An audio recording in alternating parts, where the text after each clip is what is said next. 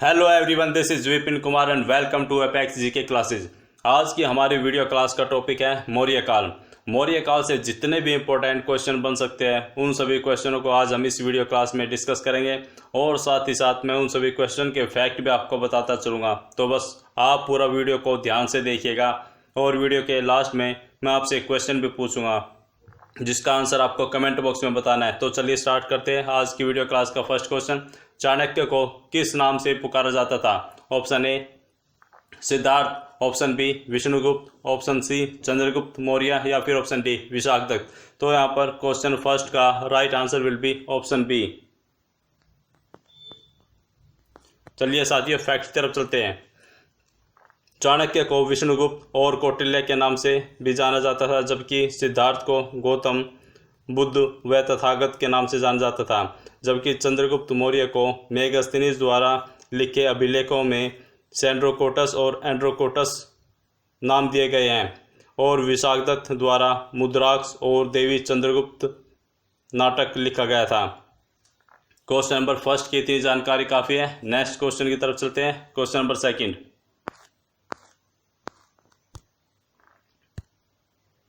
भारत का मेकियावेली किसको कहा जाता है? Option A Kalidas, option B Kautilya, option C Fahien या फिर ऑप्शन डी त्रिवल्लुवर। तो यहाँ पर क्वेश्चन नंबर सेकंड का right answer will be option B. चलिए साथियों फैक्ट की तरफ चलते हैं। भारत का मेकियावेली कौटिल्य को कहा जाता है। कौटिल्य के अन्य नाम भी थे जैसे कि विष्णुगुप्त और चाणक्य। इनके द्वारा राज व्यवस्था, कृषि, न्याय एवं राजनीति पर एक पुस्तक लिखी गई है जो संस्कृत भाषा में है। उसका नाम अर्थशास्त्र है और चाणक्य चंद्रगुप्त मौर्य के महामंत्री थे। इतनी जानकारी काफ़ी है क्वेश्चन नंबर सेकंड के लिए। Next question, question number three, वह शासक कौन था जिसने राज सिंहासन पर बैठने के लिए अपने बड़े भाई सुसीम की हत्या की थी? Option A Ashoka, option B Ajatashatru, option C Kanishka या फिर ऑप्शन डी सिमुक। तो यहाँ पर क्वेश्चन नंबर थ्री का right answer will be option A. चलिए साथियों फैक्ट की तरफ चलते हैं। अशोक बिंदुसार का पुत्र था। अशोक ने अपने 99 भाइयों की हत्या सिंहासन प्राप्त करने के लिए की थी। सुसीम अशोक के बड़े भाई थे और तिष्य अशोक से छोटे थे। इस प्रकार अशोक ने अपने छोटे भाई तिष्य की हत्या नहीं की। अशोक के कुल 100 भाई बताए गए हैं श्रीलंका की परंपराओं के अनुसार, जबकि अजातशत्रु ने अपने पिता बिंबिसार की हत्या की थी और कनिष्क कुषाण वंश का महान शासक था। कनिष्क ने ही काल गणना के लिए 78 ईस्वी में शक संवत की शुरुआत की थी, जबकि सिमुक सातवाहन राजवंश का संस्थापक था। इस क्वेश्चन के इतने फैक्ट काफ़ी है। नेक्स्ट क्वेश्चन, क्वेश्चन नंबर 4, निम्न में से मौर्य सम्राट अशोक की वह पत्नी कौन थी जिसने उसको प्रभावित किया था? Option A Chandalika, option B Charulata, option C Gautami या फिर ऑप्शन डी कौरुवाकी। तो यहाँ पर क्वेश्चन नंबर 4 का right answer will be option D. Next question, question number 5, Ashok ने अपने सभी अभिलेखों में समानता लाने के लिए किस लिपि का प्रयोग किया है? Option A Ardha Magadhi Prakrit, option B Sauraseni, option C Magadhi या फिर ऑप्शन डी देवनागरी। तो यहाँ पर क्वेश्चन नंबर 5 का right answer will be option A Ardha Magadhi प्राकृत। चलिए साथियों फैक्ट की तरफ चलते हैं। अशोक द्वारा प्रयोग की गई लिपि ब्रह्मी, क्रोष्टी, ग्रीक व अरमाइक थी, जबकि इन सभी में एक रूपता देने के लिए अर्धमागधी प्राकृत को आधार बनाया गया। अशोक के अभिलेख 3 प्रकार के हैं। नंबर 1 शिलालेख, नंबर 2 स्तंभलेख, नंबर 3 गुहालेख। और इन सभी अभिलेखों को पढ़ने में सबसे पहली सफलता जेम्स प्रिंसेप को हासिल हुई थी सन 1837 में। इतनी जानकारी काफ़ी है क्वेश्चन नंबर 5 के लिए। नेक्स्ट क्वेश्चन, क्वेश्चन नंबर 6 पर चलते हैं। बिंदुसार ने विद्रोह को कुचलने के लिए अशोक को कहाँ भेजा था? Option A Suvarnagiri, option B Takshashila, option C Ujjain या फिर ऑप्शन डी वैशाली। तो यहाँ पर क्वेश्चन नंबर 6 का right answer will be option number B Takshashila. चलिए साथियों फैक्ट की तरफ चलते हैं।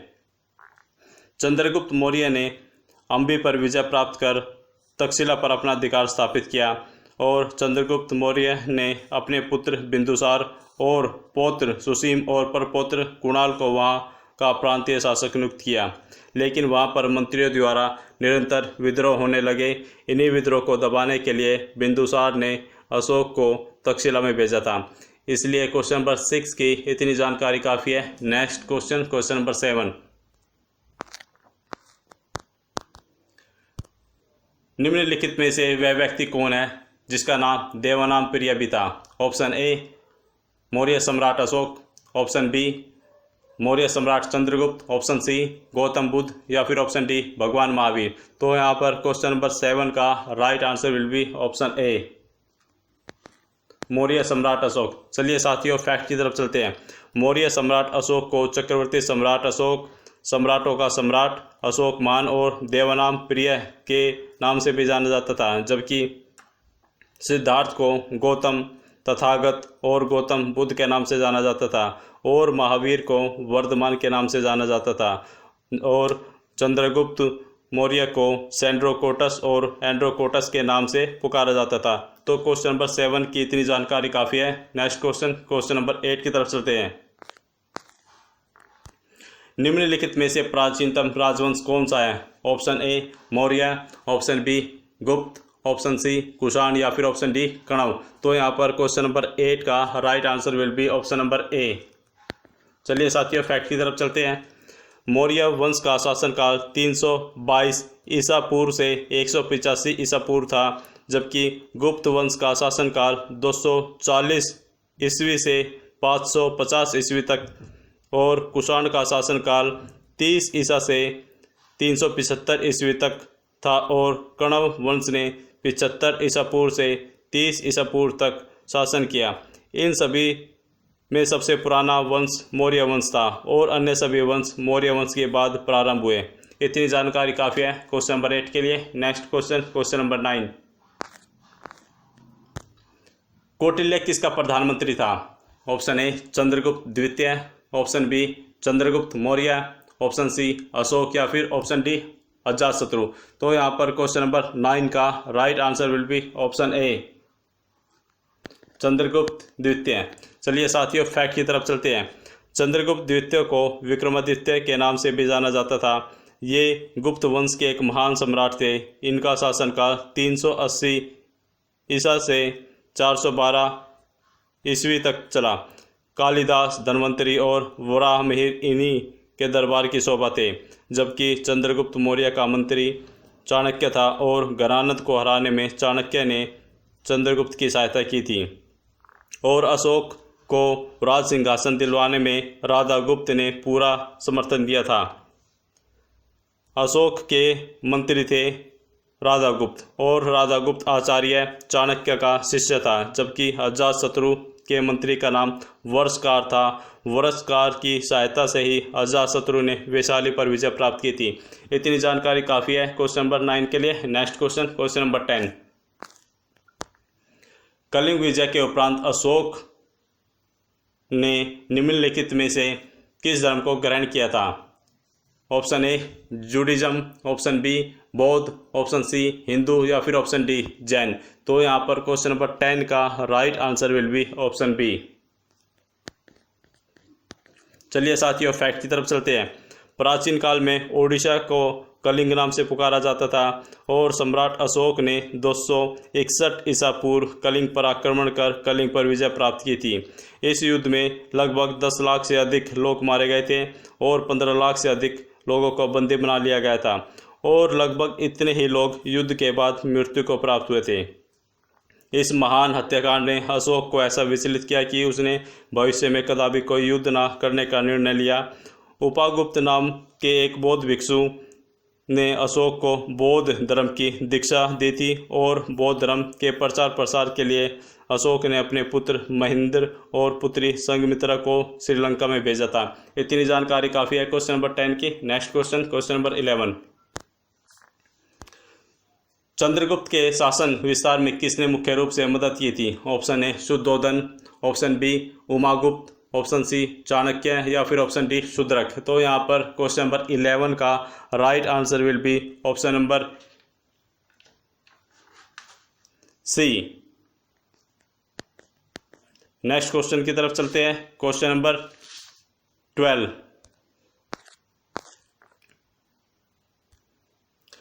साची किस कला व मूर्ति कला का निरूपण करता है? Option A Jain, option B बौद्ध, ऑप्शन सी मुस्लिम या ऑप्शन डी ईसाई। तो यहाँ पर क्वेश्चन नंबर 12 का right answer will be option B. Next question की तरफ चलते हैं। नेक्स्ट क्वेश्चन पर चलने से पहले चलिए इसके फैक्ट जान लेते हैं। सांची का स्तूप भगवान बुद्ध के अवशेषों को रखने के लिए बनाया गया था। यह एक अर्ध गुंबद आकार का है और यह स्तूप मध्य प्रदेश के भोपाल जिले से 52 किलोमीटर दूर स्थित है। यह असंख्य बौद्ध संरचनाएं, खंभे और मठ प्राप्त किए जा सकते हैं। सांची स्तूप को यूनेस्को द्वारा विश्व धरोहर स्थलों की सूची में शामिल किया गया है। तो क्वेश्चन नंबर 12 की इतनी जानकारी काफ़ी है। Next question, question number 13।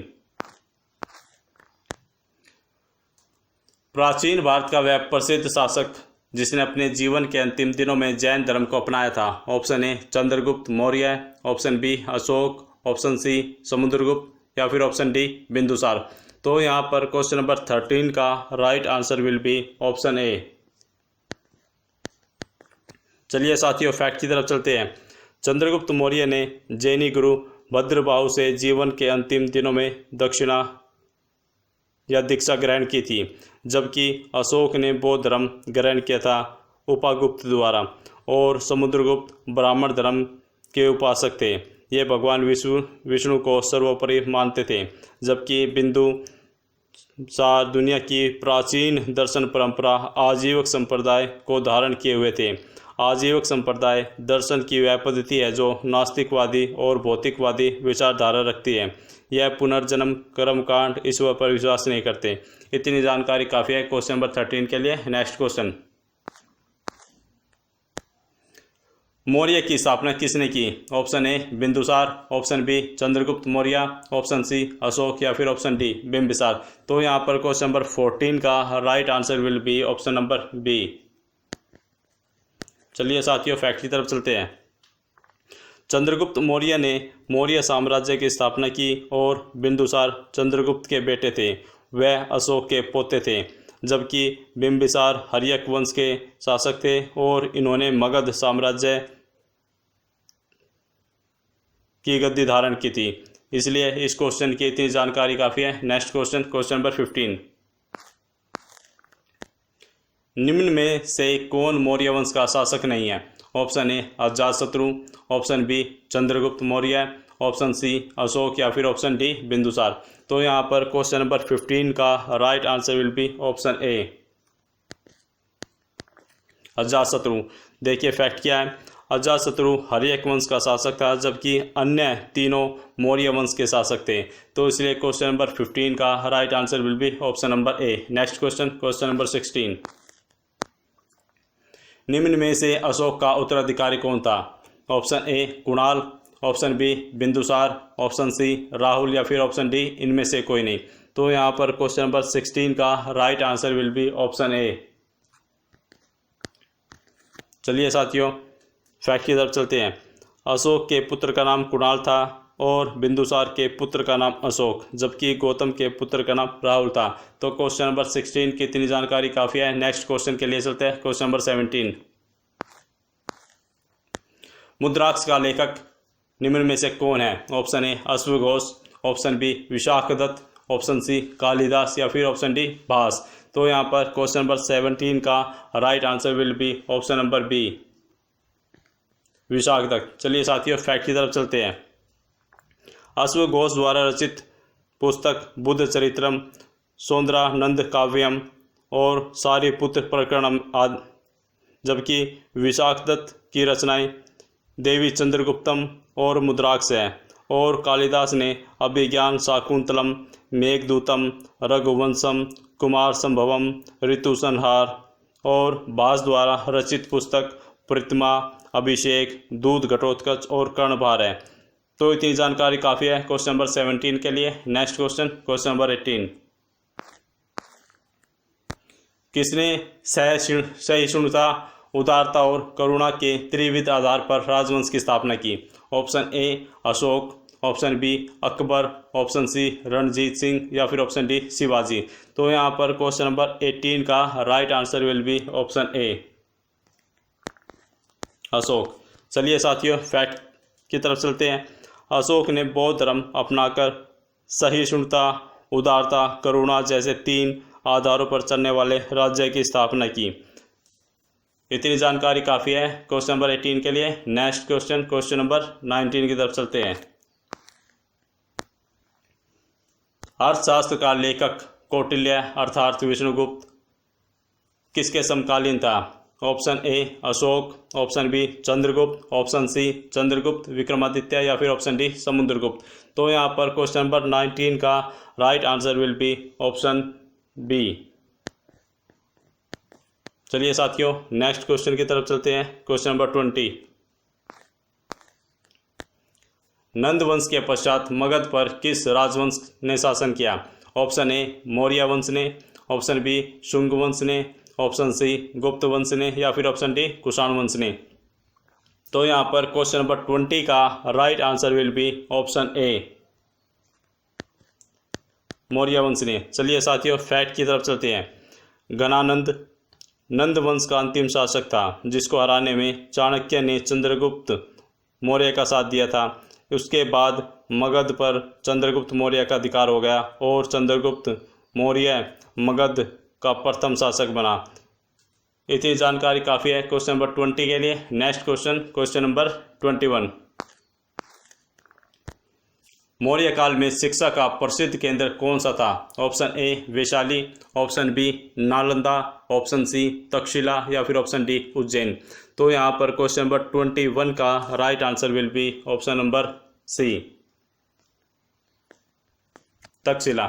चलिए साथियों फैक्ट की तरफ चलते हैं। मौर्य काल में तक्षशिला विद्या का प्रमुख केंद्र था और जिसके आचार्य चाणक्य थे अर्थात विष्णुगुप्त अर्थात कौटिल्य। इतनी जानकारी काफ़ी है क्वेश्चन नंबर 21 के लिए। Next question number 22। मेगास्थनीज द्वारा लिखी गई पुस्तक का क्या नाम है? Option A Arthashastra, option B Rigveda, option C Purana या फिर ऑप्शन डी इंडिका। तो यहाँ पर क्वेश्चन नंबर 22 का right answer will be option number D. चलिए साथियों फैक्ट की तरफ चलते हैं। मेगास्थनीज द्वारा लिखी गई पुस्तक का नाम इंडिका है जबकि चाणक्य द्वारा लिखी गई पुस्तक का नाम अर्थशास्त्र है। और महर्षि कृष्ण द्वैपायन वेदव्यास द्वारा चारों वेदों की रचना की गई है और साथ ही साथ पुराणों की रचना भी इन्हीं के द्वारा की गई है। तो क्वेश्चन नंबर 22 की इतनी जानकारी काफ़ी है। Next question number 23। वह कौन सा स्रोत है जिसमें पाटलिपुत्र के प्रशासन का वर्णन उपलब्ध है? Option number A Divyavadana, option B Arthashastra, option C Indica या फिर ऑप्शन डी अशोक के शिलालेख। तो यहाँ पर क्वेश्चन नंबर 23 का right answer will be option number C Indica. चलिए साथियों फैक्ट की तरफ चलते हैं। मेगास्थनीज द्वारा लिखी गई पुस्तक इंडिका में पाटलिपुत्र के शासन और प्रशासन का संपूर्ण विवरण लिखा है, इसलिए क्वेश्चन नंबर 23 का right answer will be option number C. Next question number 24।